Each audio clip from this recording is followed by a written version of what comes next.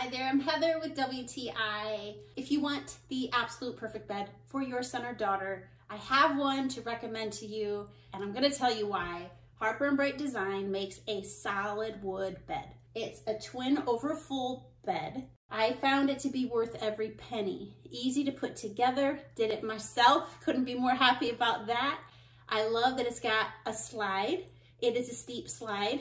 My kid was a little nervous at first and then he realized it doesn't hurt at all. But he also loves having this amazing avenue, steps. The steps are probably my favorite part because they are also storage. These steps hold all of his stuff out of sight. This bed has been an amazing fort for him too. He likes to set this up, have his little buddies here. We pulled it away from the wall so that it could have a little entrance from the back, a secret passageway we call it, on the other side. And as you can see at night, it is absolute perfection. A really amazing, fun bed for kids and for adults. I mean, it happens, it's comfortable. He's been able to use this in so many different ways.